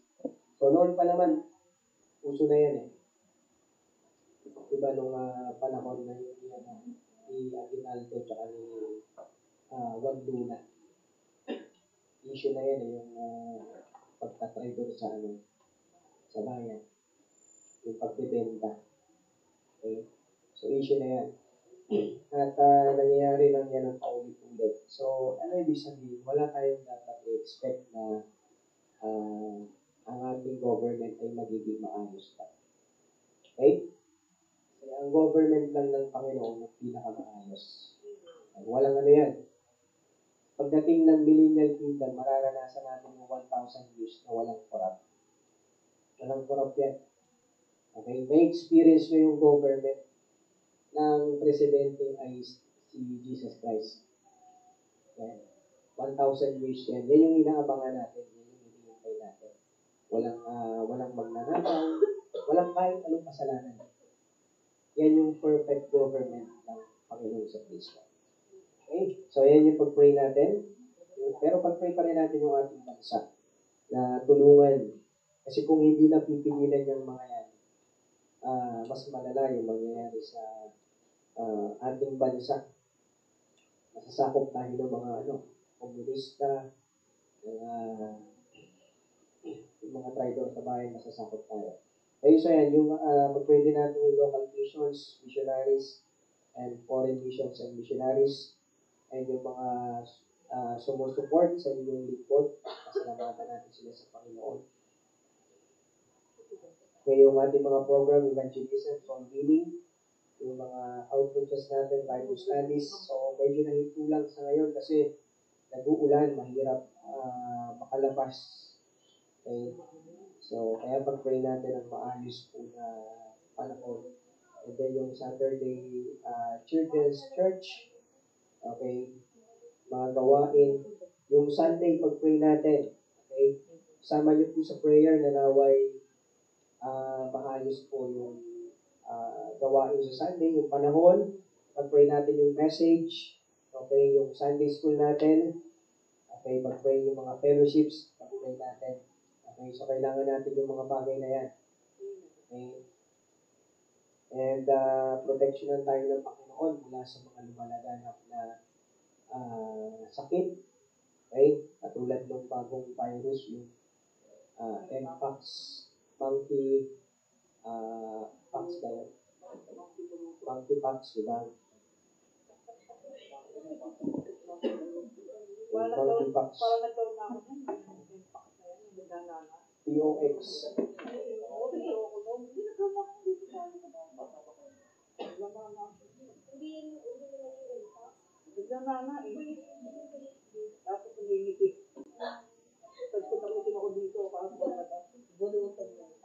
Okay. So yan ay part ng promise yan. Kaya mag-ingat tayo sa mga sakit na yan na lumalaganap. Okay? Kaya kumain ng masustansya para hindi malagita po ang mga sakit na yan.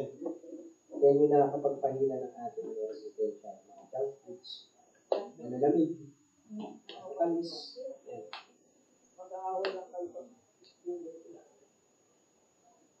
And, yan. So, discipleship, Tama natin. So, pray din natin, ito po, yan yung sabi ko katulad kanina na pray natin itong building na ito na ibig sa atin ng Panginoon. Patuloy natin ito pray. And yung first fruits natin, yan po yung gagamitin. Okay? At Lord willing, itong taon na ito na makausap na yung yung may-ari para pumayag na siya. Okay? So sa palagay nyo, magkano kaya yung kabuuan nito?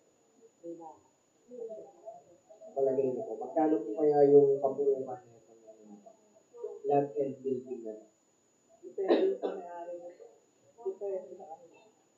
Depende sa kanila. Ha? Kailangan sila. Oo, depende sa pangailangan nila. Kasi meron nga akong noon actually, yung sila, sila game, yung gate na ayos yung doon. Sino game dito? Sila game, doon, doon sa Pilipino, tapos yung second room. Pero actually, yung maganda lang. Mag-ayos na, nagkaroon yung mga... Ilang palapag? Ito lang po. Ito lang po ito. Ito rin po yung lupa. Hindi, bali yun, ano lang yun. 60 square meter lang yun. Ito kasi mataas ko pala. Nasa 94 yata ito. 94, depende nga yung sa donation. So, ibig sabihin mga nasa 1 Nasa million. sa 1 million. Nasa mga ganun. Kaya pag-pray natin ito sa Panginoon. Okay. Sila Pastor Bravo nga Ilang taon na lang inilugan yung nila. Yung nasa 10 years na higit yun, inilugan nila yung lupa. Yung lupa lang pala, lupa lang. Kasi sila yung patayo ng building. Nagtulungan sila. Kaya silang peanut butter. Tapos yun yung pinanghulog nila sa lupa. Tinda sila niya. Mga ginawa nilang paraan para nakuha nila yung property. Ngayon, ang next project na nila, paano naman? Pa-second floor na. Pa-second floor na sila sa may Bulacan. Okay, and yan, sama niyo po sa prayer. Kasi pupuntahan po namin ito para makipag-deal kung ano po ang plano. Kung tataasan yung hulog, so, ibig sabihin, tataas. Diba? Kasi 4,000 ang upa dito. So, kung pati hulog kasama, mas mataas na yun, diba? Sabihin natin, 8,000 to 10,000 kada buwan, diba? Kaya pag-pray natin yun sa Panginoon. Okay? And, ayun po, yung family camp next year, yan po yung magaganap po sa April, na araw. Dito po sa may Malolos, Bulacan. May family camp po yan. And bukod po yung sa Santa Rosa, Laguna. Ito po yung sa mga youth. Kasi youth conference po yun sa may Santa Rosa, Laguna. And then yung family camp, i-encourage ko po kayo na kung sumama, napakaganda po ng family camp. Ano pong kinaibahan niya sa normal na church or na conference? Sa family camp po kasi, for 3 days, kung bagay mga problema mo, may iwan mo for 3 days. Tapos, puro encouragement yung makapapakinggan mo. At makakilala ka ng iba't ibang mga churches, mga nanay, mga bata, mga tatay, may kilala mo yan doon. And sa loob ng 3 days, iwas ka rin sa kasalanan, sa kamunduhan. Okay? Kasi walang television For 3 days, walang television. Walang cellphone for 3 days. Yan. Diba? Walang classmate. Walang katrabaho na nagkayaya sa'yo na ano muna tayo. Diba? Kala muna tayo. Walang ganun. Okay? Kaya for 3 days, marirevive ka talaga. Okay? So, experience ko rin yan. Minsan nga, 4 days kami, 5 days kami sa camp. So, yun yung nakita ko na pinagandahan ng family camp. Okay? Pero yung mga young pro natin, nire-require ko sila na sumama at mag-ipon. Mag-ipon kami. Okay? Tapos kayo, mga teams, sa ano kayo? Sa Laguna, Santa Rosa, Laguna. Iniipon nyo dito sa Alcancia. Pero kung gusto nyo sumama rin sa camp, walang problema. Okay, walang problema. Okay? So, mas maganda ngayon kung dalawa yung masamahan natin. Okay? So, yan. Pag-pray natin sa Panginoon.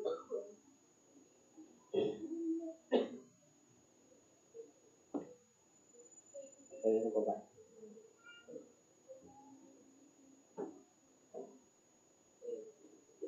Let us pray for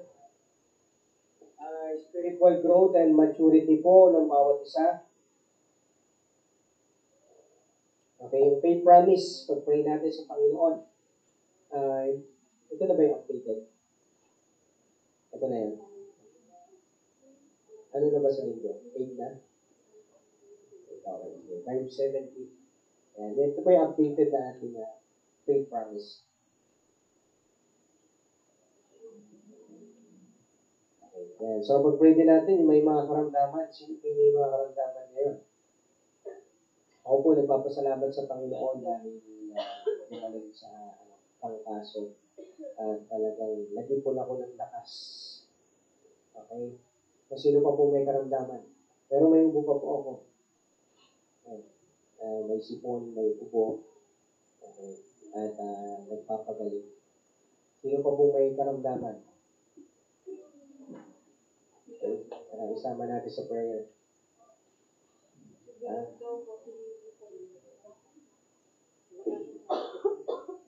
Okay? And pag-pray natin yung ating bansa at ang ating community. Pag-pray din natin yung candidate natin sa for baptism, si Paul. Dapat ibabaptize ko na siya kaya kanina, kaya lang nagkalaglag siya. Pero nandito siya nung Martes yata yun. Nandito siya. Nilinisan namin yung yung inflatable pool na gagamitin. Okay. So, tignan natin kung bukas ay maibaptize siya. Okay. Kasi pinagtitrain natin itong mga kabataan na ito na i-train. Okay. Kasi gusto ko silang i-train itong mga kalalakihan, mga batang lalaki. Gusto ko silang i-train para may mga sumusunod na generations. Okay? Kasi konti yung mga lalaking tumatayo eh. Kaya challenge ko si Pilog na tumayo na. Okay? Tumayo ka na, Kuya Bilog. Okay, unahan ka pa ni Paul. Unahan ka ni Paul. Sabi ni Paul, magpapakanta daw siya. Okay. Kaya siguro pag tumayo si Paul ay talaga namang si Kuya Bilog, Brother Lex, mati-challenge talaga po. Kasi nauna si Bilog tapos si Paul tumayo eh. Diba? Kaya totoo yung sabi ng Bible eh. Diba ano yung sabi ng Bible? May nauuna, mauhuli, may nauhuli. Totoo yun eh. Christian maturity yung tinutukoy ko ng Panginoon sa Kristo. Mahuli ka na? Okay, so sige po, tayo po'y manalangin. Ito po, samahan niyo po ako sa prayer mga kapatid. Okay, let us pray. Panginoong Diyos, dakila, kapangyarihan, tinataas ka po namin, Panginoon. Walang ibang Diyos, higit sa iyo, kayo po'y nag-iisa lamang, Panginoon, sa aming mga buhay. Kayo po'y Diyos ng Diyos at Hari ng mga hari, at tunay at makapangyarihan at dakila. Panginoon, sa gabi pong ito, nilalatag po namin ang mga panalangin at kalooban niyo nawa ang siyang maganap, Panginoon, sa mga bagay na ito. Panginoon, nilalapit namin aming Ama, ang kapayapaan ng bansang Israel, ang proteksyon niyo po sa kanila, maging sa aming bansa din po na Pilipinas. Naway proteksyonan niyo po kami mula sa mga masasamang tao na siyang nais humasak sa aming bansa. Maging sa bansang Israel, bigay niyo po ng talino ang kanilang presidente. Ang sandatahang lakas nila ay palakasin niyo po, Panginoon. Pakatibayin niyo po. At narito po kami na bansang Pilipinas, ng mga churches, Baptist, Macedonia, Free Christian Baptist Church, na tumitindig, tumatayo para po sa bansang Israel.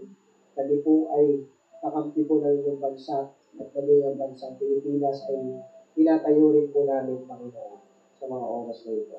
Panginoon, nilalapit po namin ang buong mission sa buong mundo. Dito po sa Pilipinas, sa Israel at sa buong panig ng mundo. Nanaway, Panginoon, kayo po ang siyang kumilos sa aming Ama.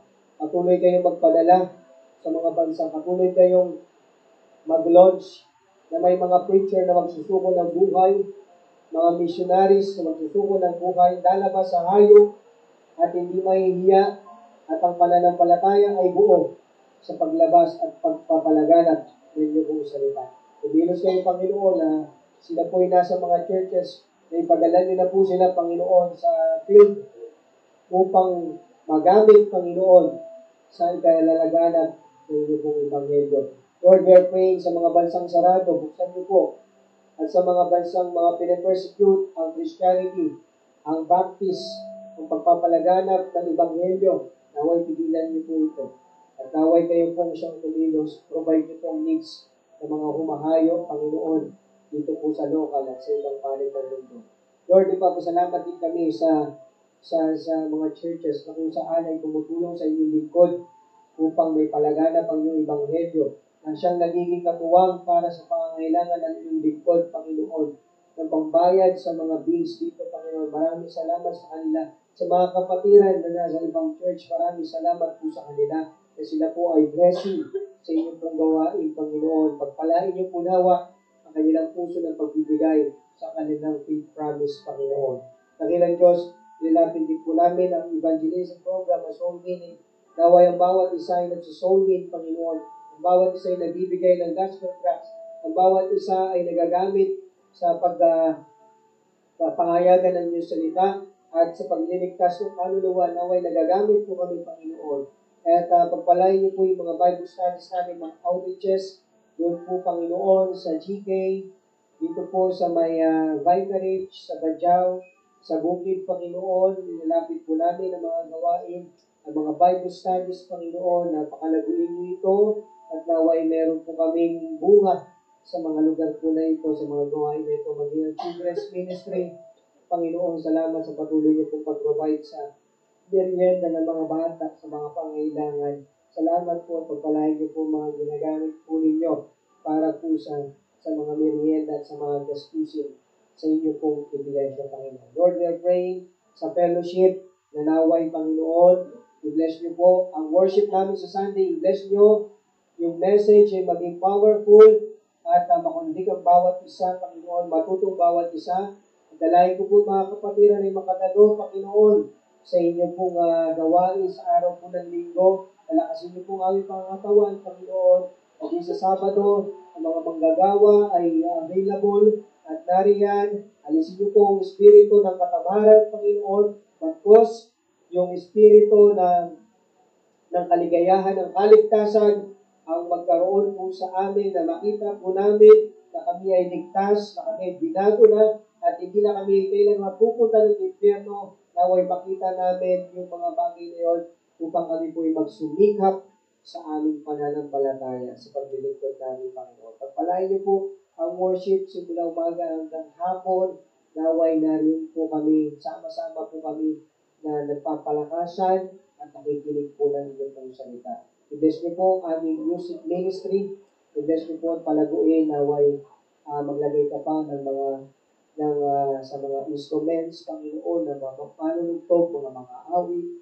Maglagay ka pa ng mga teachers, Panginoon, ng mga leaders, Panginoon.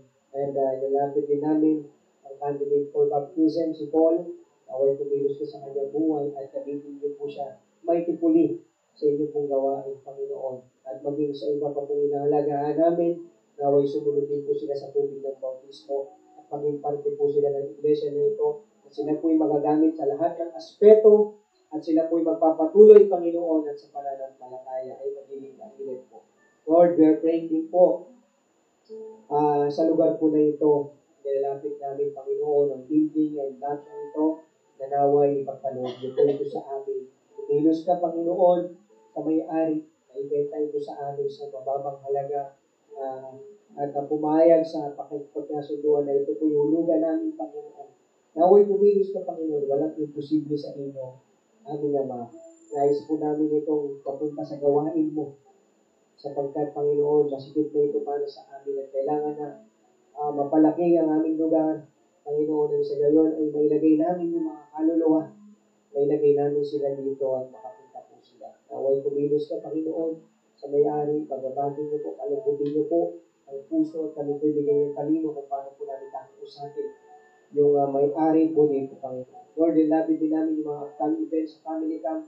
Bless ko po ito at naway makasama mga kapatiran maging youth conference, naway makasama mga kabataan, Panginoon, naway makasama kami sapagkat ito po ay napakagandang activities at napakalaki ng impact nito, Panginoon, sa buhay ng bawat isa at ng church, Panginoon, sa ikalalago ng aming pong pananampalataya. Lord, ilapit din namin, may mga karamdaman, kayo pong magpagaling, may mga ubo, may mga sipon, Panginoon, may mga lagnat, kayo pong magpagaling at ibigay ng lunas sa mga karamdaman na iyan, Panginoon. At ingatan niyo po kami mula sa bagong ito. Away, Panginoon, ay layo niyo po kami sa kapahamakan. May mga kababayan kami, Panginoon, na kung saan nasasalita. Away, Panginoon, kumilos kayo sa kanilang mga buhay. Dakilang Diyos, inalapit din po namin ang paglago spiritually ng bawat isa. At alam naman namin na ang paglago na ito is pamagitan ng pakikinig ng iyong salita, pagbabasa ng iyong salita, pananalangin. Kaya naway naisin namin, Panginoon, na lumago ang aming pananampalataya at magkaroon kami ng hakbang upang lumago ang aming pong pananampalataya, upang tumibay at maging matatag ang aming pong pananampalataya sa iyo, Ama. Maging mainit ito. Huwag namin hayaan na lumalapig, huwag namin hayaan na lalalayo kami, Panginoon, sa inyo pong presensya. Huwag namin hayaan na yung puso namin ay dumudumi at napupunta kami sa mga bagay na hindi maganda at hindi nakalooban sa amin, Panginoon. Tulungan niyo kami tumibay sa aming pananampalataya. Tulungan niyo kami hanapin namin ang kalooban mo para po sa aming mga buhay. Panginoon, may mga kapatiran na siyang manghihina. Sawayin po ninyo, Panginoon, ang mga panghihinang ito. Palakasin niyo po kanilang kaluluwa. May mga kapatiran na kung saan ay nalulugmok sa kasalanan, Panginoon, sawayin po ninyo. Kung maaari, ipakita niyo po sa kanya yung bagay na hindi maganda. Kung maaari na siya'y parusahan mo, Panginoon, upang siya'y bumalik sa kalooban mo at makita niyo na walang magandang maibutulot ang paglayo sa kalooban mo. Kumilos kayo, Panginoon, sa mga kapatiran ng hina at lalamig na wag nawa na hayaan namin na manatili kami sa mga paglalamig at sa kamunduhan at sa kasalanan, Panginoon. Iyawan niyo po kami, Panginoon, mula sa putik na aming pinasasabdakan. Iyawan niyo po kami sa karumihan ng kasalanan. Panginoon, naway ang church na ito ay pakatibayin niyo po, pakatatagin niyo po. At naway, Panginoon, patuloy palabuhin sa pananampalataya. Tulungan niyo po ako bilang kanilang pastor na mag-aaral ng mabuti at tumahak sa matuwid na daan at umiwas sa kasalanan. Panginoon, napakaraming pag-atake ng kaaway. Ngunit ang biyaya mo ay napakabuti para sa akin. Kaya tulungan niyo po ako sa pag-aalaga sa inyong mga tupa o ano yung mga dapat ipakain sa kanila. Tulungan niyo po ako, Panginoon. At kung ano yung mga bagay na dapat gawin, kayo po siya magbigay sa akin ng talino. At ang mga kapatiran ko, tulungan niyo rin po, Panginoon, kung paano po nila may ayos ang kanilang buhay pananampalataya. We are praying for our country, Panginoon. Sawayin niyo po ang mga, pigilan niyo po, parusahan niyo po ang mga gumagawa ng hindi maganda sa aming bansa. Parusahan niyo po, Panginoon, ang talamak na karumihan sa aming bansa. Ang korupsyon, Panginoon, itaboy niyo po ito sa aming bansa upang hindi po ito makahadlang, Panginoon, sa pamumuhay ng mga mananampalataya. Bigyan niyo po ng talino ang aming presidente sa pag-aasayos ng aming bansa, Panginoon. Tulungan niyo po mga kongresista, ang mga senador, ang mga namumuno, Panginoon, na lumakad sila ng maayos at kanila pong masawatan ang mga bagay na hindi maganda sa aming bansa. Sa aming community, kayo po magbigay ng kaayusan, Panginoon. Inataboy namin, Panginoon, sa pamagitan ng iyong pangalan ng iyong dugo, ang idolatry sa lugar na ito, ang pagsampa sa Diyos-Diyosan, ang witchcraft, ang fornication, ang adultery, ang homosexuality, ang LGBT, Panginoon. Itaboy niyo po sa lugar na ito. Alisin niyo po ang mga kasalanan na yan na kung saan ay nagpapabigat ng gospel sa lugar na ito, na kung saan nagbabahagi kami ng salita mo, hindi sila nakikinig, pinagtatawanan nila kami, Panginoon. Ito'y sapagkat ang kaaway ay nakapag-penetrate, sila'y nauna. Ito'y sapagkat ang kaaway ay patuloy na kumikilos, and sometimes, kami po ay ginagamit. Kaya Panginoon, naway mamulat kami. Magliwanag kami. Maging asin kami. At huwag kami mag-compromise sa aming paligid na ito na kung saan ay magulo. Pagkos mag-shine kami. Mag-alat kami, Panginoon. Nang sa gayon, maligtas naman ang mga mahal namin sa buhay na narito. Ang mga kapitbahay namin maligtas. Ang aming community ay maligtas. Makakilala sa inyo. Gamitin niyo nawa ang mga buhay ng bawat isa sa amin. Kahit bata, kahit matanda, gamitin niyo pong buhay namin upang makakilala sila sa iyo, Panginoon. Upang maligtas ang kanilang kaluluwa. Huwag nawang magamit ang aming mga buhay na kung saan hindi sila makakilala, na kung saan lalayo sila sa iyo, Panginoon. Huwag nawang mangyari mga bagay ng pagkos. Sila'y makakilala sa Panginoon at ito'y dahil sa aming pinapakitang pag-uugali sa kanila, sa aming pamumuhay bilang isang Kristiyano na namumuhay sa katuwiran at umiiwas sa kasalanan. Naway Panginoon, tulungan niyo kami, tumayo kami, tumindig, kung kami manatiling Panginoon sa mga bagay na kasamaan. At sila'y naway maging kasangkapan kami sa kaligtasan, Panginoon, ng aming sambayanan na ito, sa aming paligid. May mga pamilya kami na wala pang pagkakilala sa iyo. Naway maging tulay kami, magandaan kami, Panginoon, upang makakilala sila sa iyo, sapagkat mapapahamak sila sa impyerno, Panginoon. Kung hindi namin gagawin ang mga bagay na ito, kung hindi magbabago ang aming isipan, ang aming kilos, ang aming gawa, ang aming pamumuhay, kung hindi magbabago, mapapahamak sila sa impyerno at magiging kasangkapan kami upang hindi sila maniwala sa sasabihin namin sa kanila. Kaya bilang mga Kristiyano, tulungan niyo kami tumindig, Panginoon. Tulungan niyo kami maging mabuting tao. Tulungan niyo kami maging katulad ng Panginoong Jesucristo. Tulungan niyo kami na maging matapang sa pagpapahayag ng iyong salita na may kaamuhan, Panginoon, may kahinahunan sa aming po mga buhay. Tulungan po ninyo kami. Gamitin niyo po kami sa kabutihan, sa kaluwalhatian. Amen. Salamat po sa gabi ito at naway kalooban niyo po ang siyang maganap sa mga panalangin na ito, Panginoon. Ay kung mag-ingat sa gabi ito sa bawat isa, dahil po kami sa kapahamakan, patibayin niyo po aming pananampalataya, kayo po ang siya magkaloob sa lahat ng aming pangangailangan, at sa iyo po ang lahat ng kapurihan, papulit pagsamba sa pangalan ng Panginoon sa Kristo. Amen, amen. Praise the Lord. Salamat sa Panginoon.